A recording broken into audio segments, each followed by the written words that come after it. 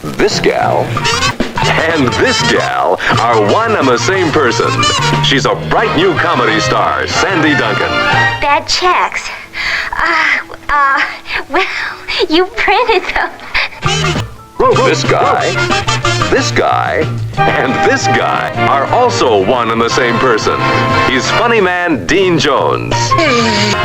The fun begins when science professor Dooley inherits a radiated dropout duck named Charlie, then discovers the dingy duck lays gold eggs.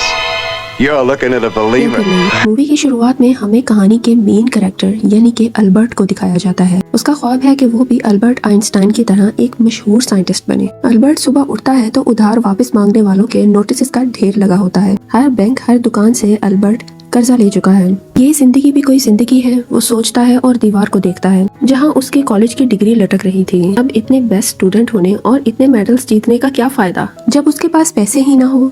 इतने सारे कर्जे के बोझ तले बैठा Albert ये सोच ही रहा था कि उसका बेटा जिमी आ जाता है। वो बताता है कि उसका दोस्त अपना डॉग बेचना चाह रहा है। वो कहता है, डैड क्या ये डॉग हम खरीद लें? सिर्फ $50 का है। अल्बर्ट कहता है, $50 का कुत्ता खरीदने की तुम्हारे बाप की औकात नहीं है बेटा। पर जिमी कहता है, डैड आप कभी मेरे पसंद की चीज नहीं खरीदते, और मुंह बनाकर वहाँ से चला जाता है। ये है अल्बर्ट की वाइफ कैटी। कैटी एक सीधी सादी और घरेलू खातून है जो कोई बुक पढ़कर खाना पकाने की कोशिश कर रही है। वहाँ अल्बर्ट आ जाता है और उसे लेक्चर देने लगता है कि अब से तुम्हें अपनी शॉपिंग को कम करना होगा क्योंकि घर का बजट चलाना मुश्किल हो रहा है। उसके लेक्चर के जवाब में कैटी उसे एप्पल सॉस टेस्ट करने को कहती है जो कि उसने खुद बनाया था। अल्बर्ट डर जाता है, उसे लगता है आज तो पेट खराब हो ही जाएगा, लेकिन फिर भी वो टेस्ट कर ही लेता है और कहता है, जान वैसे तो बहुत यमी है मगर मुझे लगता है कि तुमने एप्पल्स के छिलके और बीज भी अंदर ही डाल दिए हैं। कैटी कहती है, हाँ इसमें क्या बुरी बात है, वो भी तो हेल्दी होता है। बस अब तो अल्बर्ट को वॉमिट आने ही वाली थी मगर वो कंट्रोल करता है। कैटी कहती है, कर्जा कम करना है तो होटल का खाना बंद करो और मेरे हाथ का बना खाना खाया करो। अल्बर्ट सोचता है, दिन में बस एक बार तो ऑफिस कैंटीन से ढंग का खाना खाया करता था, ये तो वो भी बंद करवा रही है। वो कई बहाने करता है मगर कैटी उसे जबरदस्ती लंच पैक करके दे देती है। वो अपनी पुरानी सी कार में ऑफिस जाता है जिसका काला धुआं हवा को खराब कर रहा था। अल्बर्ट का एक पड़ोसी है होपर जो कि गवर्नमेंट ऑफिसर है जिसे अपने गरीब साइंटिस्ट पड़ोसी से शदीद नफरत है। अल्बर्ट की कार के धुएं से होपर खांसने लगता है और उस पर जोर से चिल्लाता है मगर अल्बर्ट तो मुड़कर देखता भी नहीं और अपने दोस्त फ्रेड को पिक करता है और वहाँ से चला जाता है। फ्रेड इसका इकलौता दोस्त है। अल्बर्ट ऑफिस में सबको हाय बोलता है और लैब में चला जाता है। असल में ये लोग जानवरों पर एक्सपेरिमेंट कर रहे होते हैं, इसीलिए कई एनिमल्स इनके पास होते हैं। वो जानवरों को भी अपने दुख सुनाने लगता है और कहता है, मेरी बीवी मुझ पर बहुत जुल्म करती है, अपने हाथ का बना बेकार खाना मुझे खिलाने की कोशिश करती है मगर मैं भी लैब का चूहा नहीं हूँ। दोस्तों, आपके घर में सबसे बेकार खाना कौन बनाता है? अपने मजेदार एक्सपीरियंस हमें जरूर बताएं। अल्बर्ट अपना सारा खाना कचरे के डिब्बे में फेंक देता है जिसे एक बंदर उठा लेता है और मजे ले लेकर खाने लगता है। जो एनिमल्स अल्बर्ट के पास हैं, वो ट्रेनिंग के बाद काफी इंटेलिजेंट हो गए हैं। अब बतख भी खाने को ललचाई नजरों से देखती है। बंदर खाना उसके साथ शेयर करता है और वो तो सारा ही खा जाती है। उन्हें इतने मजे से खाना खाते देखकर अल्बर्ट उनसे खाना वापस लेने जाता है लेकिन वहाँ सीनियर आ जाता है। वो कहता है, तुम इन्हें इतनी ट्रेनिंग दे रहे हो फिर भी ये एनिमल्स सारे टेस्ट में फेल हो रहे हैं। आज डक का लास्ट चांस है, अगर आज भी ये टेस्ट में फेल हो गई तो इसे फ्राई करके खा लिया जाएगा। अल्बर्ट को बहुत बुरा लगता है क्योंकि ये बतख उसकी फेवरेट है। वो बतख को टेस्टिंग मशीन में रखता है और कहता है, देखो स्वीटी, येलो बटन दबाना और सारा खाना खा लेना। लेकिन वो तो खाना खा चुकी थी। वो रेड बटन दबाती है और आराम से बैठ जाती है। फिर एक टेप रिकॉर्डर में एक कुत्ते के भौंकने की आवाज प्ले होती है। सीनियर कहता है, देखा इस बार भी फेल, इसे छोड़ दो या पका कर खा लो। अल्बर्ट कहता है, प्लीज एक मौका और दे दे। सीनियर कहता है, ओके। फिर कुत्ते के भौंकने की आवाज सुनकर बतख एक अंडा दे देती है। सीनियर चिढ़ जाता है और कहता है, ये सिवाय अंडा देने के और कुछ नहीं कर सकती। इसी दौरान बतख कमरे से बाहर निकल जाती है और एक रेडिएशन रूम में चली जाती है जहाँ कोई एक्सपेरिमेंट हो रहा था। वहाँ का साइंटिस्ट बतख लाकर अल्बर्ट को देता है और कहता है, अगर ये थोड़ी देर और वहाँ रुक जाती तो जलकर राख हो जाती। अब वो बतख लाकर अपने बेटे को दे देता है और कहता है चलो बेटा तुम इसे ही अपना पेट बना लो। लेकिन जिमी नहीं मानता क्योंकि उसे तो डॉग चाहिए था, पर बतख को तो जिमी बहुत अच्छा लगा था। वो हर जगह जिमी के पीछे पीछे जाती है। जिमी को ये काफी अच्छा लगता है और वो फाइनली उसे अपना पेट बना ही लेता है और जिमी बतख का नाम चार्ली रख देता है। अब एक दिन वो चिल्लाते हुए अपने पेरेंट्स को आवाज देता है, मॉम डैड जल्दी आओ। अल्बर्ट और कैटी घबरा कर बाहर आते हैं और देखते हैं कि चार्ली उनके पड़ोसी होपर के पूल में कूद गई है और वो चार्ली को टॉर्चर कर रहा है। अल्बर्ट को काफी गुस्सा आता है। होपर का कुत्ता भी पूल में जंप कर देता है। अल्बर्ट चार्ली को अपनी तरफ बुला रहा होता है कि उसका अपना पैर ही फिसल जाता है और वो भी पानी में गिर जाता है। होपर जो कि बड़ा ही बदतमीज था उन्हें नेट से दबाने लगता है। कैटी ये सब देखती है तो होपर को पानी में धक्का दे देती है। वो चार्ली को उठाते हैं और अपने घर वापस आ जाते हैं। लेकिन होपर का कुत्ता तो भौंकता ही जा रहा था। उसके भौंकने की आवाज सुनकर चार्ली एक जगह बैठकर अंडा देने में मसरूफ हो जाती है। घर वाले काफी खुश हो जाते हैं। कैटी कहती है आज से मैं तुम्हें अंडे वाली डिशेस बना कर दिया करूंगी। ये सुनकर तो बाप बेटे का बस हार्ट फेल होने ही वाला था कि अल्बर्ट जल्दी से कहता है हम ये अंडे नहीं खा सकते क्योंकि चार्ली रेडिएशन रूम से होकर आई है। वो सारे अंडे बागीचे में दफनाने लगता है लेकिन एक अंडा गिरकर टूट जाता है। वो देखता है अंडे के अंदर का येलो पार्ट गोल्डन और काफी हार्ड था। तभी उसका दोस्त पूछता है अरे ये खुदाई क्यों कर रहे हो? अल्बर्ट कहता है नहीं नहीं कुछ नहीं। उसे शक था लेकिन फिर भी वो ये अंडा अपनी लैब में ले जाकर चेक करता है। लेकिन हाँ ये तो सच में सोने का ही अंडा था। ये सब तो उसने कहानियों में ही सुना था लेकिन अब सच हो गया था। फिर उसका सीनियर आता है तो अल्बर्ट उससे पूछता है क्या कभी अंडे का येलो पार्ट गोल्ड का बन सकता है? मतलब एक ऑर्गेनिक चीज बेजान हो सकती है? सीनियर कहता है नहीं ऐसा नहीं हो सकता लेकिन अगर बहुत सारी न्यूक्लियर एनर्जी यूज की जाए तो हो भी सकता है, मगर ऐसा होता नहीं है। इससे सिर्फ पैसे ही बर्बाद होंगे। अरे नहीं मैं तो मजाक कर रहा था, अल्बर्ट कहता है और टॉपिक चेंज कर देता है। लेकिन फिर भी अपनी तसल्ली के लिए वो दूसरी लैब में भी चेक करवाता है। लेकिन वाकई ये तो सोने का ही अंडा था।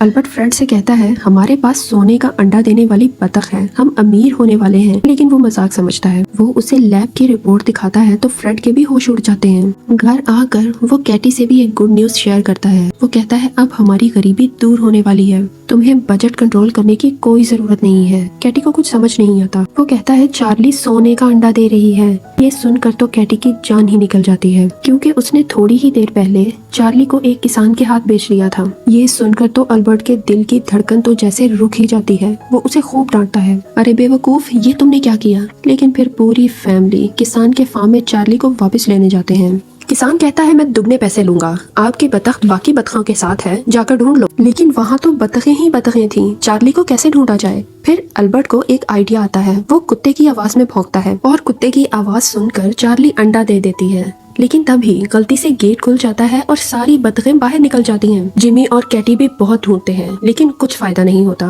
जिमी सोचता है कि मैंने अपनी पेट को खो दिया और मायूस होकर बाहर की तरफ चला जाता है। लेकिन एक बतख उसके पीछे पीछे जा रही थी और ये है उनकी अक्लमंद बतख चार्ली। वो सब बहुत खुश होते हैं कि चार्ली मिल गई। लेकिन फिर भी अल्बर्ट चेक करना चाहता था। वो कुत्ते की आवाज में भौंकता है और चार्ली अंडा दे देती है और अंडे में सोना देखकर फ्रेड हैरान हो जाता है। घर जाकर वो सोच में पड़ जाते हैं कि चार्ली का आउटपुट कैसे बढ़ाया जाए। अल्बर्ट कहता है मैं अपनी फेवरेट कार खरीदूंगा। फ्रेड कहता है अगर हम इतनी जल्दी अमीर हो गए तो लोगों को शक हो जाएगा। वो चार्ली के दिए हुए अंडों को उठाकर अलग अलग जगह पर छुपा देते हैं। फिर अल्बर्ट और कैटी जिमी के कमरे में जाते हैं जो कि अपने बेड पर चार्ली के साथ सो रहा था। अल्बर्ट आराम से खिड़की बंद कर देता है ताकि चार्ली को कोई चुरा कर ना ले जाए और फिर चार्ली के ऊपर ब्लैंकेट दे देता है ताकि उसे ठंड ना लग जाए। कैटी कुछ परेशान हो जाती है क्योंकि अल्बर्ट को अब अपने बेटे से ज्यादा इस बतख की फिक्र है जो कि सोने का अंडा देती है। उसका बेटा भी तो वहीं था, उस पर तो ब्लैंकेट नहीं दिया। वो सोचती है और गुस्से में मुंह मोड़कर सो जाती है। अगले दिन सब नॉर्मल था लेकिन दिल ही दिल में सब बहुत खुश थे।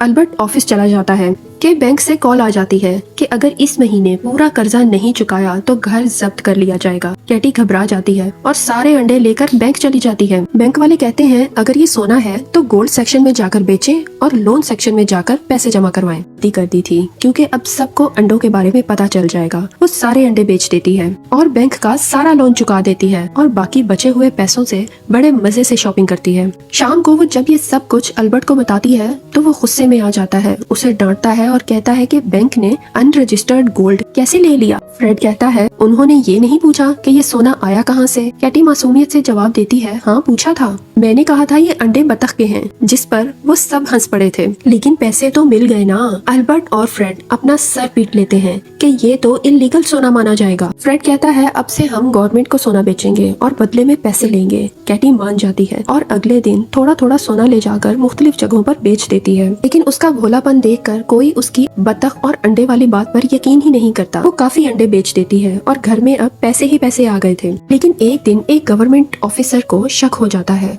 वो बाकी सबसे फोन करके पूछता है। वो कहते हैं एक औरत आती है और कहती है ये सोने का अंडा बतख ने दिया है। अब एक हाई लेवल मीटिंग बुलाई जाती है कि एक औरत सोना स्मगल कर रही है और बतख का अंडा बताकर झूठ बोलती है। अब इसके लिए एक इंक्वायरी टीम बनाई जाती है जिसमें अल्बर्ट का पड़ोसी होपर भी था, जिसको अल्बर्ट से सख्त नफरत है। तब ही टीम के हेड को एक फोन कॉल आती है और यूएस के प्रेसिडेंट खुद बात कर रहे होते हैं। हेड की तो जैसे जान ही निकल जाती है। प्रेसिडेंट कहते हैं कोई गैर कानूनी तरीके से सोना बेच रहा है और तुम बेवकूफों ने यकीन भी कर लिया कि ये बतख के अंडे हैं। शर्म आनी चाहिए तुम बेवकूफों को। इतना सारा सोना अगर मार्केट में आया तो शेयर मार्केट क्रैश हो जाएगी। फिर इस कंट्री को कोई नहीं बचा सकता। जल्दी पता लगाओ ये सब कौन कर रहा है। फिर होपर सबको बताता है कि वो औरत मेरी पड़ोसन है, उसका हस्बैंड एक साइंटिस्ट है। अजीब पागल लोग हैं। मैं उन पर नजर रखूंगा और आपको सारी इन्फॉर्मेशन दूंगा। अगले दिन वो सारा टाइम अल्बर्ट के घर पर तांग चांग करता रहता है। उसकी वाइफ कहती है तुम अल्बर्ट की वाइफ को क्यों घूर रहे हो? जिस पर होपर घबराकर कहता है अरे नहीं, मैं तो अल्बर्ट का इंतजार कर रहा था। इतनी देर में अल्बर्ट घर आ जाता है। ऊपर जबरदस्ती अंदर घुस जाता है और कहता है हेलो, कितने दिन से आपसे बात नहीं हुई। अल्बर्ट को शक हो जाता है कि ये सीरियल इतना अच्छा कैसे बन गया। वो जल्दी से उसे फारिग करके घर के अंदर आ जाता है। वो सब खिड़कियां और दरवाजे बंद कर देता है। इतनी देर में फ्रेड एक नई गाड़ी लेकर वहाँ आ जाता है। अल्बर्ट उसे डांटता है कि मुझे तो नई कार लेने से मना कर दिया और खुद तुमने सोने का अंडा बेचकर नई गाड़ी भी खरीद ली। फ्रेड कहता है उसे छोड़ो, हमें ये पता लगाना होगा कि ये बतख सोने का अंडा कैसे बना पाती है, तभी तो हम ज्यादा से ज्यादा सोने के अंडे हासिल कर पाएंगे। अल्बर्ट कहता है वो रेडिएशन रूम में गई थी और वहाँ न्यूक्लियर एनर्जी की वजह से ऐसा हो रहा है। रेडिएशन की मिकदार जानने के लिए वो कैटी से कहते हैं कि चार्ली को लेकर आओ। कैटी कहती है वो तो बाहर है, जिमी उसके साथ खेल रहा है। अल्बर्ट और फ्रेड डर जाते हैं कि कहीं वो सबके सामने सोने का अंडा न दे दे। वो उसके राज में जाते हैं जहाँ जिमी चार्ली के साथ खेल रहा था। चार्ली एक मशीन पर बैठती है और उसकी बॉडी में से हरे रंग की लाइट निकलती है और वहाँ सब मजदूर हैरान हो जाते हैं। अल्बर्ट उसे वापस घर ले आता है और जिमी को भी डांटता है तुम उसे घर से बाहर क्यों लेकर गए। फिर वो कुत्ते की आवाज में भौंकता है। चार्ली सोने का अंडा दे देती है। तब जाकर उन्हें कुछ सुकून होता है कि रेडिएशन अभी खत्म नहीं हुआ। यहाँ होपर एक दरख्त पर चढ़कर फिर से उनकी जासूसी कर रहा होता है कि उसकी वाइफ दोबारा देख लेती है और उसे कोसने लगती है कि तुम फिर से अल्बर्ट की बीवी को देख रहे हो। डर के मारे वो बेचारा दरख्त से नीचे ही गिर जाता है। दूसरी तरफ अल्बर्ट और फ्रेड के दरमियान अंडे को लेकर लड़ाई हो जाती है। फ्रेड अपनी गाड़ी का लोन चुकाने के लिए अल्बर्ट से दूसरा अंडा मांगता है। अल्बर्ट कहता है ये मेरी बतख है, मेरा जब दिल चाहेगा मैं तब तुम्हें सोने का अंडा दूंगा। लेकिन आखिर में दोनों की सुलह हो जाती है। अब जब वो ऑफिस जाते हैं तो होपर जिमी से पूछता है कि बेटा ये बतख अंडे कब देती है। वो मासूमियत से जवाब देता है जब पापा कुत्ते की तरह भौंकते हैं।